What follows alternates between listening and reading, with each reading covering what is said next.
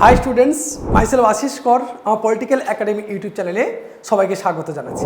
আমার থাম্বনেইল দেখে তোমরা বুঝতে পারছো যে আজকে তোমাদের জন্য একটা গুরুত্বপূর্ণ ভিডিও হতে চলেছে। যারা 6th সেমিস্টারের ক্যালকাটা ইউনিভার্সিটিতে তোমরা যারা পড়ছো তাদের শেষ মুহূর্তের সাজেশান নিয়ে আজকের আমি উপস্থিত হয়েছি। একেবারে শেষ মুহূর্তে আর 15 দিন মাত্র তোমাদের পরীক্ষা বাকি। তার আগে আমি তোমাদের CC13, CC14, DSE A3, A4, B3, B4 প্রত্যেকটি পার্টের আমি লাস্ট মিনিট সাজেশান নিয়ে উপস্থিত হয়েছি। তোমরা জানো প্রতি বছরের মতো আমাকে যেটা তোমরা ফলো করো, তোমরা জানো যে প্রত্যেক বছর সাজেশানগুলো তোমাদের অ্যাকুরেট মিলে যায়। তো এবছরও কিন্তু তোমাদের লাস্ট মিনিট সাজেশান নিয়ে চলে এসেছি। একটি কথা সকলকে বলে রাখি, এই যে লাস্ট মিনিট সাজেশানগুলো দেওয়া হচ্ছে, এতদিন পর্যন্ত তোমরা যারা পড়াশোনা করেছো কিংবা এতদিন পর্যন্ত যারা পড়াশোনা করোনি তারাও কিন্তু এই কয়েকটি সাজেশান তোমরা পড়ে ভালো ফলাফল করতে পারবে এবং ভালো করে রেজাল্ট করতে পারবে। এখন পর্যন্ত যারা পড়াশোনা করতে পারোনি তাদের জন্য কিন্তু এই সাজেশান। তোমরা কিন্তু আগের যে সাজেশানগুলো আমি দিয়েছিলাম সেই সাজেশানগুলো প্রত্যেকে সবগুলো পড়ে যাবে। এগুলো কিন্তু যেটা দেয়া হচ্ছে একদম লাস্ট মুহূর্তের, একদম শেষ মুহূর্তের, তোমাদের 15 দিন আগে দিয়ে দেওয়া হচ্ছে। এই পরীক্ষার এই প্রশ্নপত্রগুলি তোমরা একটু ভালো করে দেখে যাবে। এর জন্য চলো দেখে নেওয়া যাক কী কী প্রশ্ন রয়েছে। তাহলে দেখো, তোমাদের CC13 থেকে আমি 4টি প্রশ্ন দেওয়ার চেষ্টা করেছি, 4টি থেকে 5টি প্রশ্ন। এর মধ্যে আশা করছি সবগুলোই তোমাদের আসবে এবং কোনটা কোনটা 100% আসতে পারে সেটাও আমি তোমাদের বলে দিচ্ছি। পরীক্ষার খাতায় তোমরা মিলিয়ে নিও। চলো দেখে নেওয়া যাক। প্রথম যে প্রশ্নটা তোমাদের জন্য রেখেছি, 1 নম্বরে যে প্রশ্নটা, এই যে জনপ্রশাসনের আলোচনায় বিবর্তন প্রক্রিয়াটি আলোচনা করো। জনপ্রশাসনের যে বিবর্তন তোমরা জানো 5টি ভাগে যে ভাগ করেছি বিবর্তন প্রক্রিয়া, এই বিবর্তন প্রক্রিয়াটা তোমাদেরকে পড়তে হবে। এই প্রশ্নটা যদি তোমরা পড়ে থাকো এখান থেকে অবশ্যই 100% কমন তোমাদের একটা প্রশ্ন আসবেই আসবে। এটা তোমরা ভালো করে পড়বে এখান থেকে। দ্বিতীয় যে প্রশ্নটা আছে, দেখো, জনপ্রশাসন চর্চায় রাজনীতি প্রশাসন দ্বিবিভাজন বিতর্কের আলোচনা করো। এই যে প্রশ্নটি আছে, এই প্রশ্নটি আর নতুন করে দিলাম না, কারণ এই প্রশ্নটি করলে, একের দাগে প্রশ্নটি করলে এই প্রশ্নটি এর মধ্যেই থেকে যায়। যে কোনো একটি প্রশ্ন এখান থেকে তোমরা কমন 100% তোমরা পাবে। এরপর খুব গুরুত্বপূর্ণ প্রশ্নটি বলছি, 4 নম্বরের দাগে প্রশ্নটি, সনাতনী জনপ্রশাসনের প্রতি চ্যালেঞ্জ রূপে নয়া জনপ্রশাসনের উদ্ভব এবং বৈশিষ্ট্যসমূহ আলোচনা করো।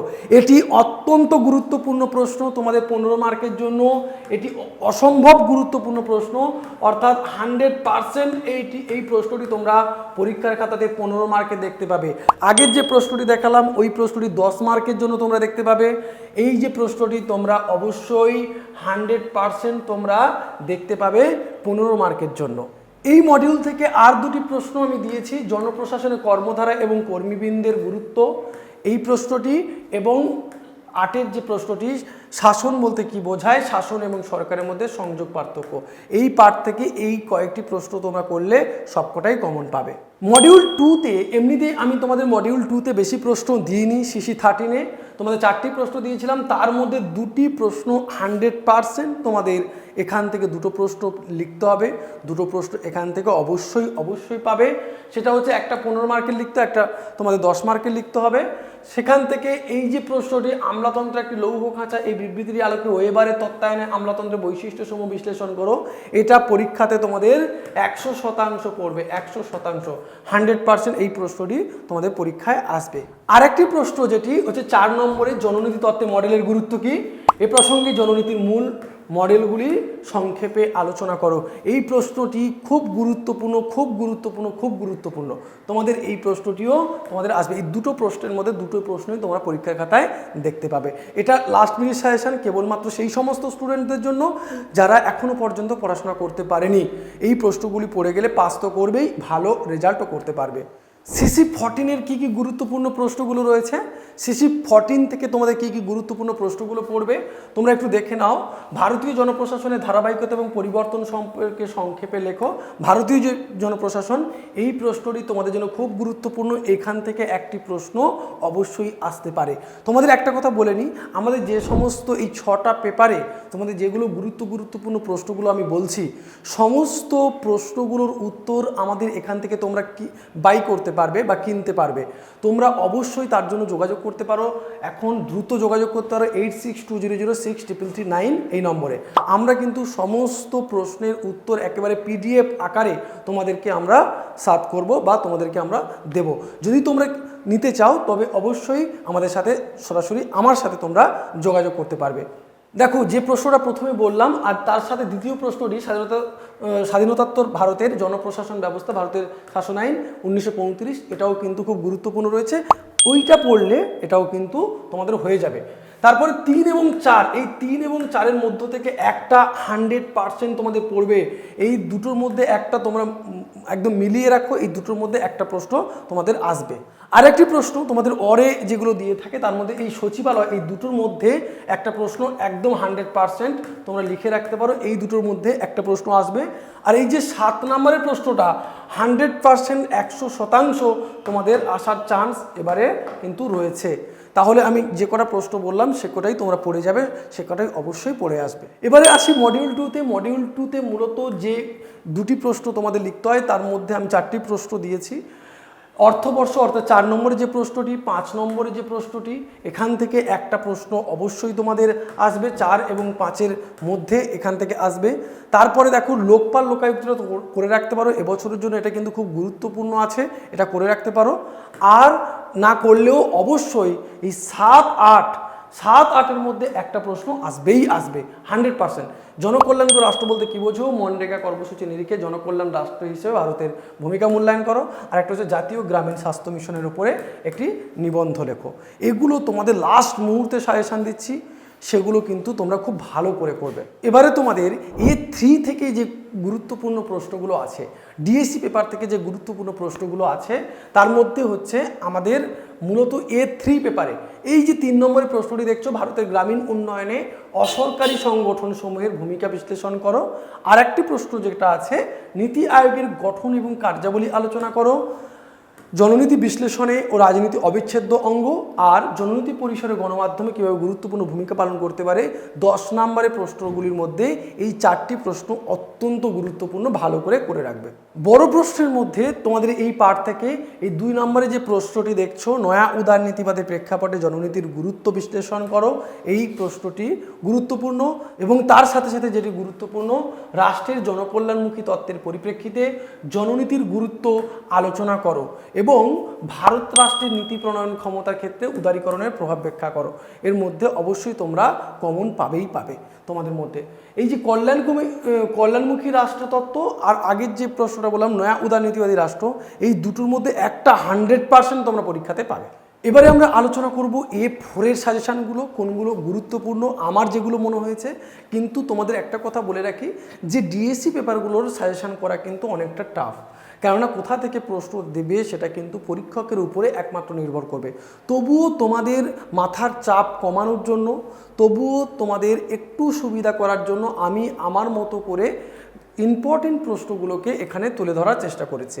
A4 থেকে যেটা থাকবে, 2-এর দাগে যে প্রশ্নটা দেখতে পাচ্ছ, বর্তমান বিশ্বে বহুজাতিক অর্থনৈতিক কারকসমূহের রাজনৈতিক তাৎপর্য সংক্ষেপে আলোচনা করো, এই প্রশ্নটি। এবং তোমরা দেখো 4-এর দাগে যে প্রশ্নটি আছে, বিশ্ব উন্নয়ন ও উত্তর দক্ষিণ সংলাপ সহযোগিতা না সংঘর্ষের সম্পর্ক ব্যাখ্যা করো। আরেকটি প্রশ্ন যেটি 5-এর দাগে রয়েছে, আধুনিক জাতিরাষ্ট্র ব্যবস্থার বিবর্তন সম্পর্কে সংক্ষেপে আলোচনা করো। এই 3টে কিন্তু এর জন্য খুব গুরুত্বপূর্ণ। এই 3টের মধ্যে আশা করছি 2টো তোমাদের আসবে। আর 15 দাগে যে প্রশ্ন, 15 নম্বরের যে প্রশ্ন, 15 নম্বরের প্রশ্নের মধ্যে তোমরা দেখতে পাবে যে এই কয়েকটি প্রশ্ন কিন্তু অত্যন্ত গুরুত্বপূর্ণ। সেটা হচ্ছে 9-এর দাগে, তুমি কি মনে করো যে একটি স্বতন্ত্র আন্তর্জাতিক শক্তি হিসেবে সন্ত্রাসবাদ যৌথ নিরাপত্তা ধারণায় গুরুত্বপূর্ণ পরিবর্তন এনেছে? উত্তরের সপক্ষে যুক্তি দাও। এবং আরেকটি প্রশ্ন আছে সন্ত্রাসবাদের উপরে আমি তোমাদের দিয়েছি, সেটি হচ্ছে দেখে নিতে পারো, বিশ্ব রাজনীতিতে আন্তর্জাতিক সন্ত্রাসবাদের মূল প্রভাব সম্পর্কে আলোচনা করো। জাতিপুঞ্জের সহস্রাব্দ সম্মেলনে এই সমস্যার সমাধানে কি সংকল্প গৃহীত হয়েছে। এই যে দুটো প্রশ্ন, এই দুটো প্রশ্নের মধ্যে একটা প্রশ্ন একেবারে 100% আসবে তোমাদের। তাহলে একটা প্রশ্ন তো পেয়ে যাচ্ছ, অনেক সময় যেটুকু লিখতে হচ্ছে একটা প্রশ্ন অবশ্যই তোমরা পাচ্ছ। আর একটা প্রশ্ন হচ্ছে তোমরা দেখো এই 11 দাগে যে প্রশ্নটা, দ্বিতীয় বিশ্বযুদ্ধোত্তর পর্বে উন্নয়নশীল রাষ্ট্রের অর্থনীতির উপরে ব্রেটেন উডস প্রতিষ্ঠানগুলির প্রভাব বিশ্লেষণ করো।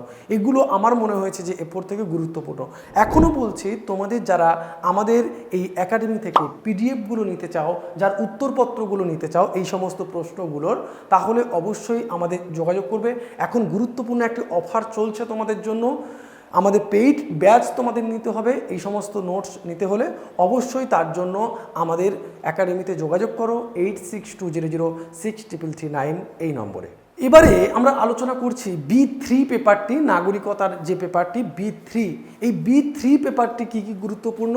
2 দাগে যে প্রশ্নটি তোমরা দেখতে পাচ্ছ, 19 শতকের ইউরোপে নাগরিকত্বের উদারনৈতিক তত্ত্বটি সংক্ষেপে আলোচনা করো। 1 3 দাগে যে প্রশ্নটি তোমরা দেখতে পাচ্ছ, আধুনিক বিশ্বে সংস্কৃতি এবং জাতিগতভাবে বিভক্ত একটি সমাজে বৈচিত্র্যের মধ্যে ঐক্যের পরিবর্তে ঐক্যের মধ্যে বৈচিত্র্য ধারণাটি বেশি গুরুত্বপূর্ণ, উক্তিটি ব্যাখ্যা করো। তারপরে যে প্রশ্নটি খুব গুরুত্বপূর্ণ আমি তোমাদের জন্য দিয়েছি, সেটা হচ্ছে বৈশ্বিক নাগরিকত্বের রাজনৈতিক তত্ত্বটি সংক্ষেপে ব্যাখ্যা করো। আরেকটি প্রশ্ন হচ্ছে মহাজাগতিক নাগরিকত্বের প্রতিবন্ধকতাগুলি। এই একটা প্রশ্ন পড়লে এই দুটো প্রশ্নের মধ্যে একটা প্রশ্ন অবশ্যই পড়বে। এই একটা প্রশ্ন যদি পড়ো, এটা তার রাজনৈতিক তত্ত্ব, তার এগুলো সমস্যাগুলো যদি এটা পড়ো, তাহলে তোমরা কিন্তু প্রশ্নটার উত্তর পেয়ে যাচ্ছ।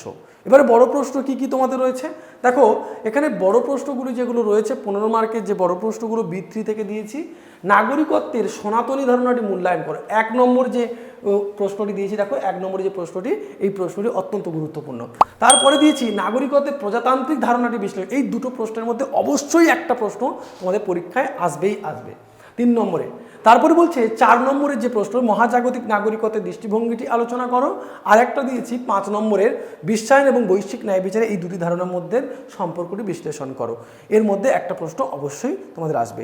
আমি কিন্তু আমার মতো করে এগুলো করার চেষ্টা করেছি, যারা লাস্ট মিনিট একদম লাস্টে কি কি পড়ে যাব, কোনগুলো গুরুত্ব সহকারে পড়তে হবে, তার জন্যই এগুলো দিয়েছি।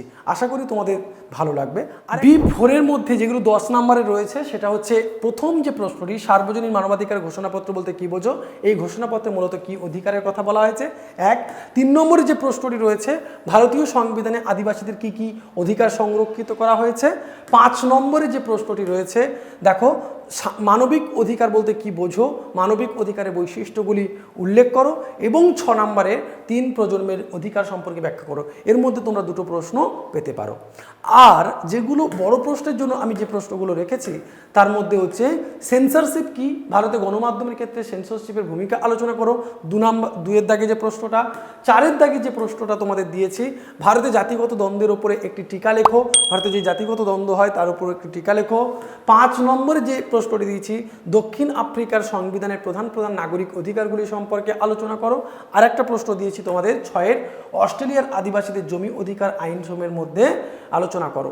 তোমাদের এই প্রশ্নগুলো কিন্তু অত্যন্ত ইম্পর্টেন্ট। আমি আমার মতো করে তোমাদেরকে দেওয়ার চেষ্টা করলাম। আশা করছি এই ভিডিওটি তোমাদের অনেক উপকারে আসবে। যারা একদম শেষ মুহূর্তে এখনও পড়াশোনা করোনি, তোমরা এইগুলোই পড়ে গেলে অন্তত পাস করতে পারবে, ভালো রেজাল্ট করতে পারবে, আশা রাখছি। ভিডিওটি যদি ভালো লেগে থাকে অবশ্যই প্রচুর পরিমাণে বন্ধুদের মধ্যে শেয়ার করো, সবাইকে জানিয়ে দাও যে পরীক্ষা এসে গেছে। এই 15টা দিন তোমরা খুব ভালো করে পড়তে পারবে। আর একটি কথা, আমাদের এই ভিডিওর লিঙ্কে, ডেসক্রিপশান লিঙ্কে তোমাদের আমরা হোয়াটসঅ্যাপের একটা লিঙ্ক দিয়ে দেবো 6 সেমিস্টারের। তোমরা 6 সেমিস্টারের হোয়াটসঅ্যাপ লিঙ্কে ওখানে যেতে পারবে। ওখানে আমাদের অনেকজন স্টুডেন্ট রয়েছে। ওখানে তোমরা বিভিন্ন রকম নোটসপত্র থেকে শুরু করে যে শর্ট প্রশ্নগুলো আমরা দিয়েছি সেগুলো তোমরা PDF পাবে। তোমরা এই সমস্ত যেগুলো সাজেশানগুলো দিলাম সেগুলো তোমরা পেতে পারো। তো আর দেরি নয়, অবশ্যই আমাদের হোয়াটসঅ্যাপ গ্রুপে জয়েন করো।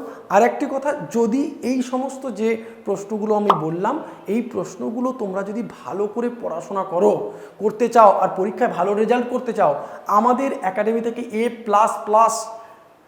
নোটসের মান, তোমরা নোট যদি পেতে চাও অবশ্যই যোগাযোগ করতে পারো আমার সঙ্গে সরাসরি 8620063339 এই নম্বরে।